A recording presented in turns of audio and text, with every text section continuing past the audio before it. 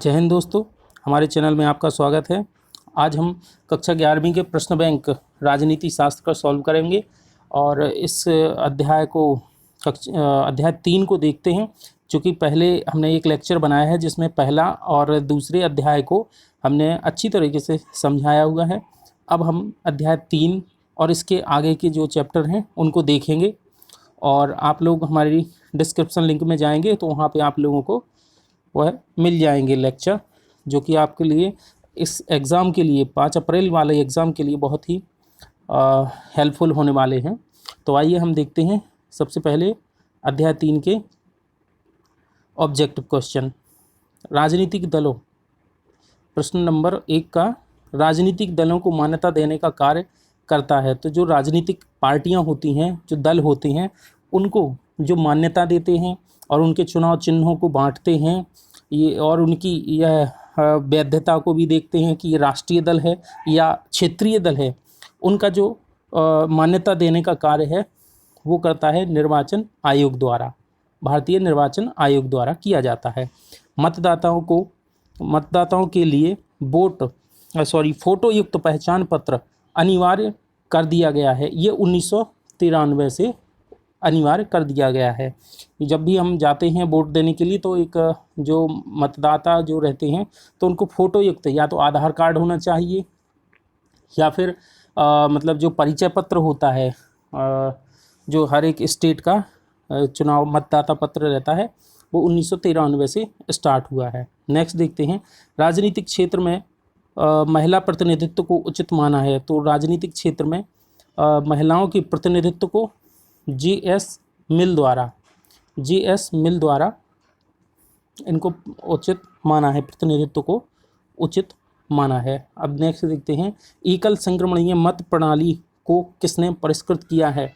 तो जो एकल मत प्रणाली जो होती है यह राष्ट्रपति के चुनाव में, है ना, मुख्य रूप से राष्ट्रपति के चुनाव में ये बहुत ही कारगर होती है और इसी के माध्यम से ही उनका चुनाव संपन्न होता है। और ये थॉमस हेयर द्वारा इस प्रणाली को परिष्कृत या परिभाषित किया गया था, है ना। नेक्स्ट देखते हैं, निर्वाचन आयोग का गठन किया गया है। तो भारतीय संविधान के अनुच्छेद, है ना, अनुच्छेद 324 में इसका प्रावधान किया गया है भारतीय निर्वाचन आयोग का। नेक्स्ट देखते हैं, भारत में मताधिकार, ये सत्य असत्य वाले क्वेश्चन हैं। क्वेश्चन नंबर 2, भारत में मताधिकार की आयु 18 वर्ष है। ये बिल्कुल सत्य है, क्योंकि भारत में 18 वर्ष से पहले किसी को भी वोट देने का अधिकार नहीं है। 18 वर्ष के बाद ही यहाँ पे वोट देते हैं। नेक्स्ट है, महिलाओं को सबसे पहले मताधिकार न्यूजीलैंड में दिया गया। ये भी सत्य है ना, ये भी सत्य है। चुनाव लड़ने के लिए प्रत्येक उम्मीदवार को नामांकन पत्र के साथ अपराध प्रमाण पत्र देना होता है। ये बिल्कुल सत्य है, क्योंकि इसमें अपराध अगर किसी व्यक्ति ने किया हुआ है तो वह चुनाव लड़ने के योग्य नहीं होता है। और यदि मतलब चुनाव लड़ने के योग्य तो नहीं ही होता है, साथ ही इससे कोई आपराधिक मुकदमा चलना एक अलग बात है, लेकिन सिद्ध अगर हो जाता है तो फिर वह चुनाव कभी नहीं लड़ सकते हैं, जैसा कि अभी लालू जी के साथ हुआ था, है ना, लालू यादव, जो कि पहले बिहार के मुख्यमंत्री रहे हैं। नेक्स्ट देखते हैं, जी.एस. मिल ने महिला प्रतिनिधित्व का समर्थन किया है। ये भी सत्य है ना, ये भी सत्य है। मुख्य चुनाव आयुक्त का कार्यकाल 6 वर्ष या 65 साल होता है। ये भी बिल्कुल सत्य है, क्योंकि आप लोगों को यहाँ पे थोड़ा सा मैं जानकारी दे दूँ कि जो मुख्य चुनाव आयुक्त जो बनते हैं उनका कार्यकाल 6 वर्ष या 65 साल ऐसे होता है कि या तो जैसे अगर कोई व्यक्ति मान के चलिए कि 62 ईयर का है, 62 साल का है, और यदि वह पद पे आसीन हो जाता है या उसको मुख्य चुनाव आयुक्त बना दिया जाता है, तो जैसे ही 62 से 63, 64, 65 साल के वो हो जाएंगे, इसके बाद उनको नियमानुसार उनको पद से हटना पड़ता है और किसी दूसरे व्यक्ति को मुख्य चुनाव आयुक्त बनाया जाता है। या फिर अगर कोई व्यक्ति 51 साल का है ना, 51 ईयर का है ना, और उसको मुख्य चुनाव आयुक्त बनाया जाता है, तो वह 6 वर्ष तक की, यानी 51 से 52, 53, 54, 55, 56 और 57, यानी जैसी उनकी उम्र 57 होगी और उनको पद से हटना पड़ता है। नेक्स्ट देखते हैं, रिक्त स्थानों की पूर्ति कीजिए।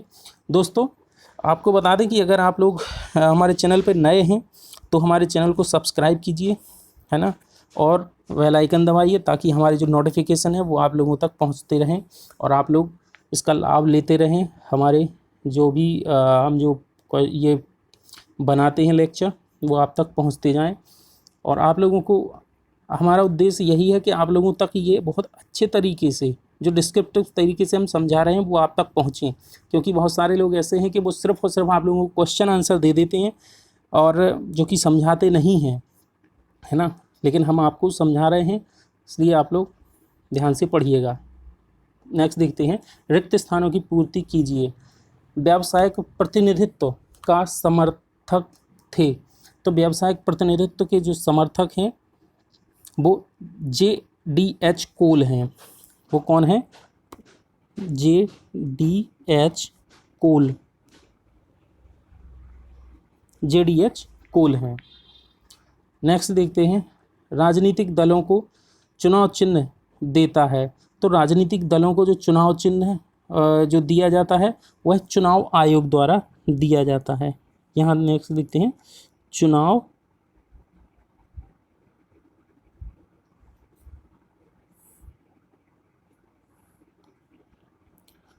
आयोग द्वारा, है ना। तो यहाँ पे चुनाव आयोग द्वारा दिया जाता है।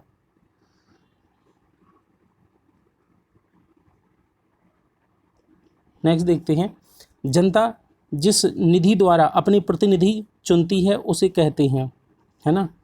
जनता जिस निधि द्वारा अपने प्रतिनिधि को चुनती है उसे कहते हैं, उसे निर्वाचन कहते हैं। दोस्तों उसे क्या कहते हैं? निर्वाचन, है ना। निर्वाचन कहते हैं। नेक्स्ट देखते हैं, चुनाव आयोग में मुख्य चुनाव आयुक्त और 2 अन्य आयुक्त होते हैं। 2 आयुक्त होते हैं, एक मुख्य चुनाव आयुक्त होते हैं और 2 अन्य आयुक्त होते हैं। नेक्स्ट देखते हैं, राज्यसभा में सदस्यों की संख्या है। तो यहाँ राज्यसभा में सदस्यों की संख्या कितनी है? 250, 250 संख्या है, 250। नेक्स्ट देखते हैं, एक वाक्य में उत्तर दीजिए। मतदाता कौन होता है? तो भाई मतदाता जो निर्वाचन आयोग द्वारा सुनिश्चित व्यक्ति को जो वोट डाल सकता है, जो भी मत सूची रहती है उस मत सूची में जो निर्वाचन आयोग के द्वारा मतलब एक निकाली जाती है कि कौन व्यक्ति वैध है और कौन व्यक्ति वोट डालने के योग्य है, तो वह उसके द्वारा निकाली जाती है। तो वह क्या कहलाती है? निर्वाचन आयोग द्वारा सुनिश्चित व्यक्ति को वोट जो डाल सकता है ना। मुख्य निर्वाचन आयुक्त का कार्यकाल, तो मुख्य निर्वाचन आयुक्त का कार्यकाल जो कि अभी बताया था 6 वर्ष, है ना, या 65 साल, 65 ईयर, है ना, या तो 6 वर्ष या 65 साल, जो कि अभी हमने जस्ट आपको समझाया है। भारतीय संविधान के किस भाग में चुनाव आयोग की व्यवस्था है? तो भारतीय संविधान के गा और आ में, है ना। तो भारतीय संविधान के किस भाग में? तो भाग है इनका गा, है ना, भाग गा के, है ना, आ में, ए सेक्शन में, है ना, गा के ए सेक्शन में है। नेक्स्ट देखना, आनुपातिक प्रतिनिधित्व प्रणाली अपनाई जाती है। जो आनुपातिक प्रतिनिधित्व प्रणाली है और भारत के राष्ट्रपति के चुनाव में उपयोग में ली जाती है। भारत के राष्ट्रपति के चुनाव में, है ना, ये है राष्ट्रपति के चुनाव में, यहाँ पे होगा राष्ट्रपति के चुनाव में, राष्ट्रपति के चुनाव में, है ना। नेक्स्ट देखते हैं, निर्वाचन घोषणा पत्र कौन जारी करता है? तो निर्वाचन जो घोषणा पत्र जो है वो राजनीतिक दल करते हैं, है ना। निर्वाचन पार्टी जो भी है तो वो है राजनीतिक दल, है ना, राजनीतिक दल करते हैं। नेक्स्ट देखते हैं, आप लोगों की सही जोड़ी, जनता चुनाव करके संसद विधान सभा में भेजती है। तो ये इसका आंसर है जनप्रतिनिधि को, है ना। तो इसका आंसर क्या है, जनप्रतिनिधि को भेजती है। जब हम लोग किसी व्यक्ति को चुनते हैं तो वह प्रतिनिधि कहलाता है हमारा, यानी जनप्रतिनिधि कहलाता है। हाथ नेक्स्ट देखते हैं, हाथ उठाकर दैनिक फैसले लिए जाते हैं, तो ये है प्रत्यक्ष लोकतंत्र में, है ना, प्रत्यक्ष लोकतंत्र में। इसका पहले का ये है, दूसरे का प्रत्यक्ष लोकतंत्र है। भारत में पहले आम चुनाव हुए थे 1951-52 में। सुकुमार सेन भारत के प्रथम चुनाव आयुक्त थे। सुकुमार सेन भारत के प्रथम चुनाव आयुक्त थे। लोकसभा व विधानसभा सदस्य की आयु, जो कि लोकसभा या विधानसभा में सदस्य की आयु, जो कि मतलब जो जनप्रतिनिधि अपने मतलब चुने जाते हैं, तो उनकी जो योग्यता रहती है वो कम से कम 25 वर्ष, 25 या 30 वर्ष। देखिए जो विधानसभा मतलब लोकसभा है तो उनकी 25 वर्ष है, और विधानसभा सदस्य की आयु 30 वर्ष। 30 वर्ष इसलिए क्योंकि कहीं कहीं जो विधानसभा होती है उसमें विधान परिषद भी है, और वहाँ विधान परिषद की जो न्यूनतम आयु है वो है 30 वर्ष, इसलिए यहाँ पे 30 वर्ष है। और केवल यदि ऐसा होता कि विधानसभा की जो सदस्यता है तो वो 25 वर्ष है, यानी लोकसभा और विधानसभा की दोनों की ही 25 वर्ष है। लेकिन जो विधानसभा में एक विधान परिषद भी होता है, कुछ राज्यों में 6 से 7 राज्य हैं ऐसे जहाँ पे विधान परिषद है, तो वहाँ पे उनकी न्यूनतम आयु है 30 वर्ष। तो नेक्स्ट देखते हैं, कंफ्यूज मत होइएगा इसमें, है ना। नेक्स्ट देखिएगा, जो अति लघुत्तरीय प्रश्न 2 अंक और 3 अंक वाले, तो आप लोगों को यहाँ पे दिए गए हैं 2 से 3 अंक वाले क्वेश्चन आंसर, जो कि अभी यहाँ पे आप लोगों को बताए जाते हैं। सार्वभौमिक वयस्क मताधिकार क्या है? सार्वभौमिक वयस्क मताधिकार से तात्पर्य उस मताधिकार बिना जाति, धर्म, वर्ण, लिंग के आधार के सभी वयस्क नागरिकों को प्रदान किए जाती है, यानी वह कोई भी जाति का हो, कोई भी धर्म का हो, किसी भी वर्ण, किसी भी लिंग का हो। लिंग का मतलब चाहे स्त्री हो, पुरुष हो, या फिर जो जेंडर रहते, ट्रांसजेंडर रहते, वो भी, है ना। तो उनके लिए कोई भी व्यक्ति हो, उन सभी को मताधिकार देने का अधिकार है, मत देने का अधिकार है। और केवल अवयस्क पागल, यानी उनको देने का अधिकार नहीं है जो अवयस्क हैं, यानी जो 18 वर्ष से कम उम्र के हैं, पागल हैं, दिवालिया होते हैं, या अपराधी हैं, अपराधी प्रवृत्ति के हैं, या जो अंदर हैं, मतलब उनको अपना वोट देने का अधिकार नहीं होता है। और विदेशियों को छोड़कर शेष समस्त नागरिकों को मताधिकार प्रदान करना वयस्क मताधिकार कहलाता है। 18 वर्ष न्यूनतम जो उनकी आयु है, 18 वर्ष की आयु के नागरिकों को वयस्क माना जाता है, इसलिए 18 वर्ष से ऊपर के जितने भी व्यक्ति होते हैं उन सभी को वोट देने का अधिकार है। नेक्स्ट देखते हैं, लोकसभा व विधानसभा सदस्य के लिए क्या योग्यता है?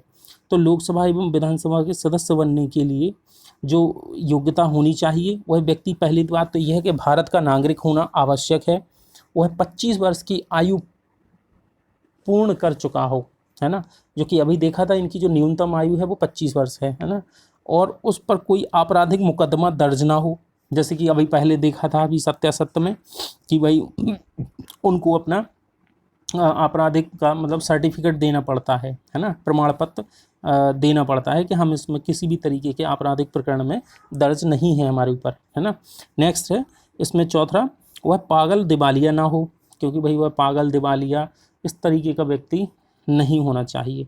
नेक्स्ट देखते हैं, निर्वाचन आयोग के प्रमुख कार्य लिखिए। तो निर्वाचन नामावली तैयार करवाता है। निर्वाचन आयोग के जो मुख्य कार्य हैं वह निर्वाचक नामावली तैयार करवाता है और राजनीतिक दलों का पंजीकरण करता है, कि भाई जो भी राजनीतिक दल हैं उनका पंजीकरण करना उसका मुख्य काम होता है, कि कौन सा दल राष्ट्रीय दल है, कौन सा दल क्षेत्रीय दल है।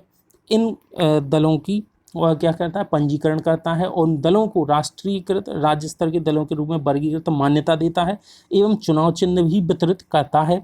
और सांसद या विधायक की अयोग्यता पर राष्ट्रपति राज्यपाल को सलाह देता है कि कौन सा सांसद अयोग्य है और कौन से विधायक अयोग्य हैं, मतलब उनकी अयोग्यता के ऊपर राष्ट्रपति या राज्यपाल को सलाह देता है ना। राष्ट्रपति, उपराष्ट्रपति, सांसद, राज्य विधानसभा के चुनाव कराता है ना। तो जो ये निर्वाचन आयोग है, तो निर्वाचन आयोग राष्ट्रपति के, उपराष्ट्रपति के, सांसद के, मतलब जो भी प्रत्येक विधान संसदीय क्षेत्र रहते हैं उनके और राज्य विधान सभा के चुनाव कराता है। नेक्स्ट देखते हैं लोकतंत्र में चुनाव का क्या महत्व है। तो लोकतंत्र में चुनाव बहुत महत्वपूर्ण होते हैं, क्योंकि इसी से ही ये देखा जाता है कि हमारा देश किस ओर जा रहा है, उसकी क्या दिशा निर्देश होंगे, है ना। क्योंकि जैसी सत्ता बदलती है वैसे ही लोगों की आय और इन सभी चीज़ों में वृद्धि होती है। अगर पार्टी अच्छी है तो उनमें वृद्धि होती है, उन व्यक्तियों की आय में अच्छे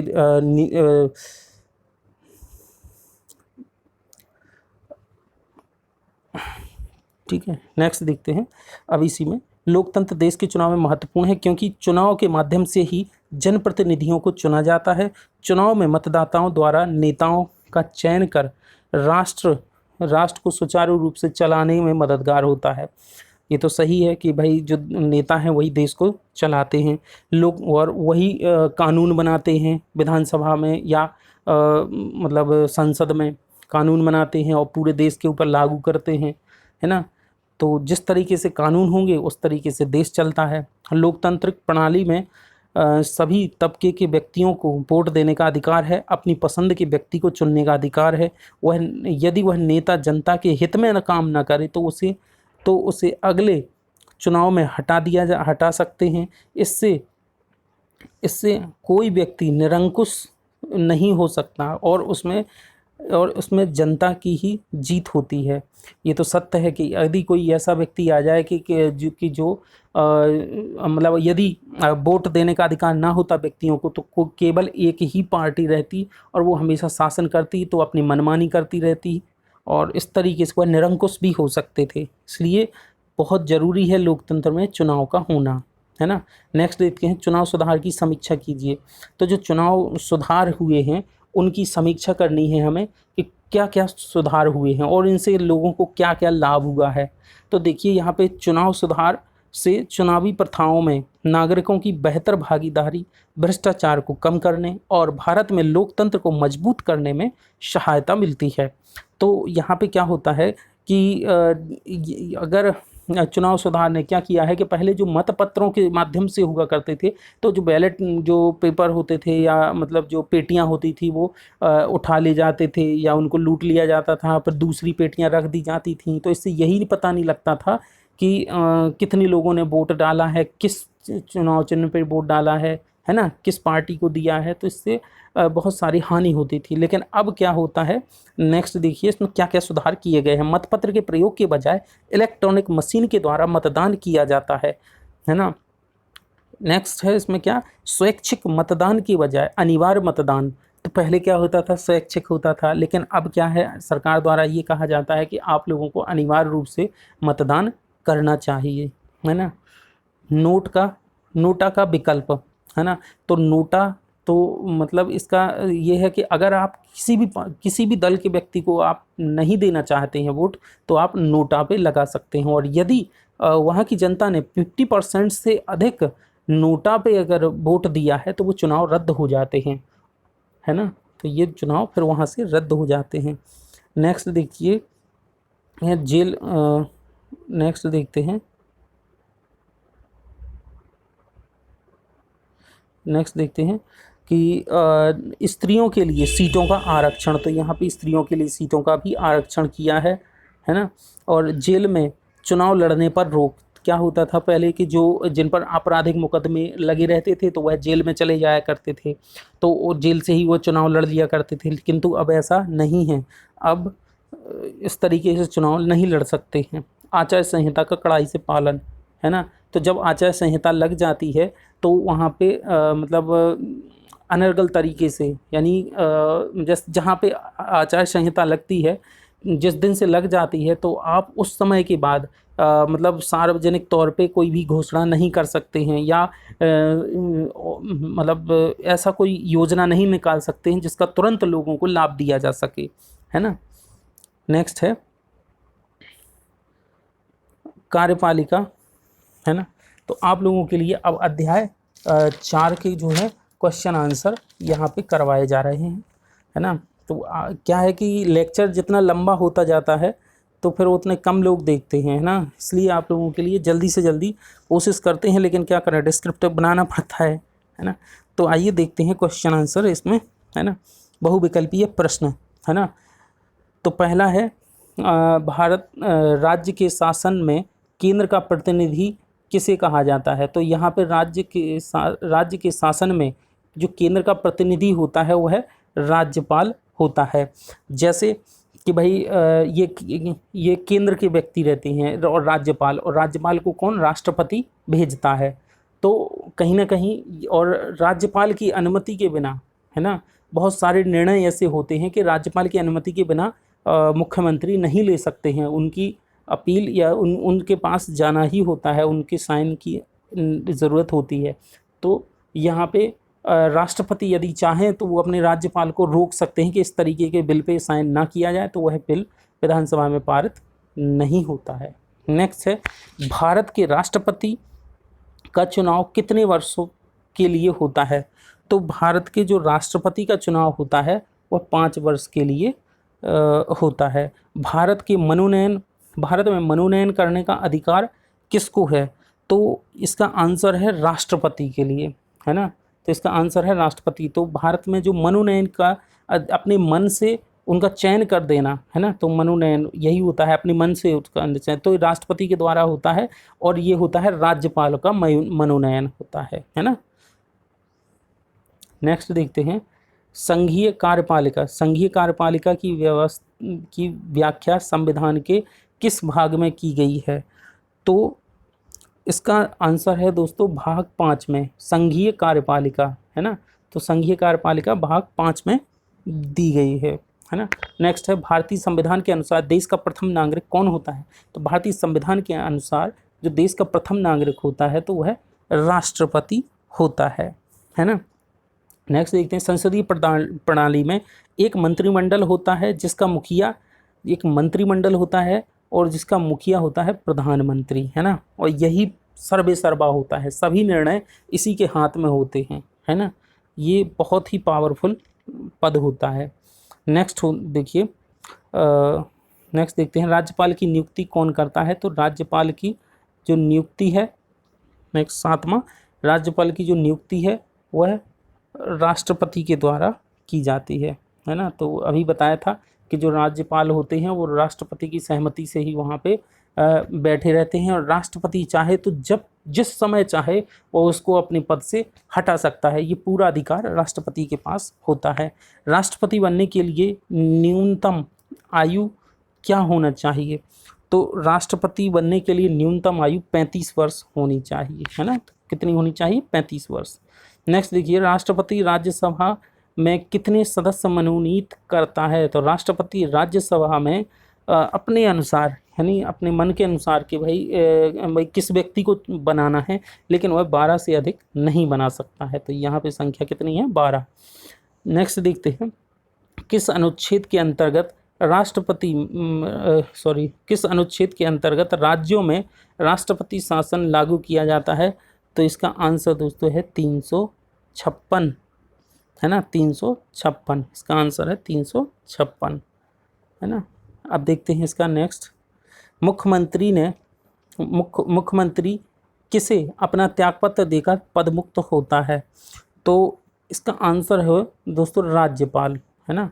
तो इसका आंसर क्या है, राज्यपाल को ही अपना ये क्या करते हैं, त्यागपत्र देते हैं, और राज्यपाल ही इनको मतलब जो कि है शपथ दिलाता है ना, शपथ राज्यपाल दिलाता है। अब नेक्स्ट देखते हैं 5वें का, विधायिका, है ना, लेजिस्लेटिव, है ना, विधायिका को देखते हैं इसके आंसर, है ना। नेक्स्ट पहला है, लोकसभा में बहुमत वाले दल का नेता कौन होता है। तो लोकसभा में जो बहुमत दल का नेता होता है वह प्रधानमंत्री होता है, यही सब कुछ सर्वे सर्वा होता है, यही सरकार का मुखिया होता है ना। नेक्स्ट देखते हैं, कोई मंत्री जो सांसद या विधायक नहीं है उसे कितने समय में संसद या विधायक होना अनिवार्य होगा। तो नेक्स्ट ये है आंसर आपका 6 माह। क्या होता है कि जो संसद या विधायक मतलब लड़ लेते हैं, जैसे चुनाव लड़ा मान के चलो और वो हार गए, लेकिन फिर भी पार्टी उनको यदि मुख्यमंत्री या मतलब अच्छा हाँ वो अलग है, यहाँ कोई मंत्री, हाँ जो सांसद या विधायक नहीं है, मान के चलिए, हाँ सही बात है, वही है कि अगर किसी व्यक्ति को उठा के वो सीधा मंत्री बना दिया गया, है ना, किसी भी व्यक्ति को सीधा उठा के वो मंत्री बना दिया गया, और यदि वह ना तो विधायक है और ना ही वह सांसद है, सांसद चाहिए होता है मतलब यानी संसद चाहिए होता है केंद्र में, और विधानसभा में चाहिए होता है विधायक यानी एमएलए चाहिए होता है ना। और यदि विधायक नहीं है वो, है ना, जनता द्वारा नहीं चुना गया और फिर भी उसको मंत्री बना दिया गया, तो अधिकतम 6 महीने तक बैठ सकता है। इसके बाद उसको अपने अनिवार्य रूप से चुनाव से इलेक्ट होके, है ना, और वहाँ पे पहुँचना होता है, यानी वह चुनाव में जीत कर ही वहाँ जा सकता है, तब तक वह मंत्री पद पे बना रह सकता है, बाकी वह नहीं बन सकता है, उसको हटा दिया जाता है।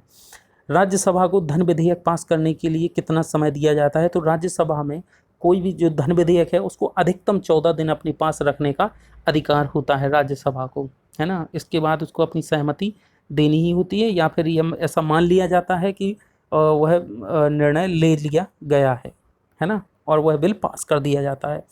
किसी राज्य के विधानसभा में अधिकतम कितने सदस्य हो सकते हैं? तो किसी भी राज्य के विधानसभा में अधिकतम 500 सदस्य हो सकते हैं, विधायक हो सकते हैं, है ना। राज्यपाल किसके प्रति उत्तरदायी होता है? तो राज्यपाल राष्ट्रपति के प्रति, है ना, तो है इसमें आंसर है राष्ट्रपति के प्रति उत्तरदायी होता है। भारत का प्रधानमंत्री बनने के लिए न्यूनतम आयु कितनी है? तो भारत के भारत का प्रधानमंत्री बनने के लिए न्यूनतम आयु 25 वर्ष है, क्योंकि 25 वर्ष ही क्या होती है सांसद बनने की एक न्यूनतम आयु 25 वर्ष है, और यदि कोई व्यक्ति सांसद बन जाता है तो उसको प्रधानमंत्री भी बना सकते हैं। नेक्स्ट है, राज्यसभा को भंग करने का अधिकार किसे प्राप्त है? तो राज्यसभा को भंग करने का अधिकार, है ना, तो राज्यसभा को भंग करने का अधिकार इनमें से किसी के भी पास नहीं है ना, इनमें से कोई नहीं, डी है इसका आंसर। क्यों? देखिए इसको हम बताते हैं, क्योंकि इसमें किसी के भी पास नहीं है, क्योंकि राज्यसभा एक मतलब स्थायी सदन है, क्योंकि ये कभी भी मतलब इनमें 1/3 जो वोट होते हैं, वो व्यक्ति होते हैं, वो बदलते रहते हैं हर 6 वर्ष बाद, मतलब वो होते हैं वो बदलते रहते हैं, इसलिए ये कभी भी भंग नहीं होती है। ये हमेशा उसमें नए सदस्य आते रहते हैं और पुराने सदस्य चले जाते रहते हैं, है ना। अब कभी समय मिलेगा तो इसको बहुत डिटेल से बताएंगे, है ना। आप लोग एक कमेंट करेंगे कि आप बताइए, तो हम लेक्चर को बहुत डिटेल से और अच्छी तरीके से समझाएंगे।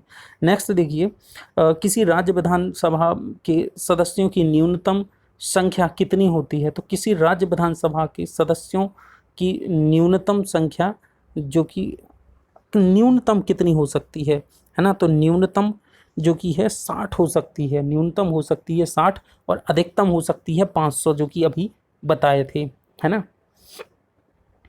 अब आपको समझ आया होगा कि जो न्यूनतम, जैसे कि हमारे यहाँ से कितने मतलब मान के चलो कितने विधायक हो सकते हैं कम से कम, तो कम से कम विधायक 60 हो सकते हैं किसी एक राज्य में, जैसे कि पूर्वोत्तर में मणिपुर है, नागालैंड है, त्रिपुरा है, इन छोटे छोटे राज्य हैं, तो वहाँ पे मतलब जो न्यूनतम जो संख्या है वहाँ पे 60 है ना। और अगर जैसे कि यहाँ पे यूपी है, बहुत बड़ा स्टेट है, एमपी, राजस्थान, तमिलनाडु, है ना, तो ऐसे पश्चिम बंगाल, तो यहाँ पे क्या है बहुत बड़े बड़े स्टेट हैं, तो यहाँ पे अधिकतम 500 हो सकते हैं विधायक, है ना। नेक्स्ट है, भारत का उपराष्ट्रपति किसका पदेन सभापति होता है? तो भारत का उपराष्ट्रपति, है ना, तो ये राज्यसभा का, यानी राज्यसभा का पदेन उपसभापति होता है, यानी कि जो व्यक्ति उपराष्ट्रपति बनता है, यानी उपराष्ट्रपति जिसको चुन लिया जाता है, तो वही राज्यसभा का सभापति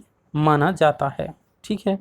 नेक्स्ट है, प्रधानमंत्री की नियुक्ति कौन करता है? तो प्रधानमंत्री की नियुक्ति, है ना, ये प्रधानमंत्री की नियुक्ति राष्ट्रपति के द्वारा की जाती है ना, तो प्रधानमंत्री की नियुक्ति राष्ट्रपति के द्वारा की जाती है। लोकसभा अध्यक्ष अपना त्यागपत्र किसको देता है? तो जो लोकसभा का अध्यक्ष होता है वह लोकसभा के उपाध्यक्ष को अपना त्यागपत्र देता है ना, अपना त्यागपत्र लोकसभा के उपाध्यक्ष को देता है। भारत में कैसी विधायिका है? तो भारत में दो सदनीय विधायिका है ना, एक दो सदनीय यानी लोकसभा और राज्यसभा, यानी दो सदन होते हैं, एक राज्यसभा और इसको उच्च सदन माना जाता है और निम्न सदन माना जाता है जो कि लोकसभा को माना जाता है। नेक्स्ट देखते हैं राज्यसभा का सभापति, राज्यसभा का पदेन अध्यक्ष कौन होता है? तो राज्यसभा का पदेन अध्यक्ष उपराष्ट्रपति होता है। तो राज्यसभा का अभी जस्ट बताया था कि पदेन उपसभापति मतलब या पदेन सभापति या पदेन अध्यक्ष वही होता है उपराष्ट्रपति राज्यसभा का। तो ये हो गया आपके क्वेश्चन आंसर, है ना। नेक्स्ट देखते हैं दोस्तों, लेक्चर बहुत बड़ा हो रहा है इसलिए अब हम इसको यहीं पे विराम देते हैं और आप लोगों से केवल यही अपील है कि आप लोग हमारे चैनल को सब्सक्राइब कीजिए यदि आप नए हैं, और लाइक कीजिए और लोगों तक इसको पहुंचाते रहिएगा। धन्यवाद।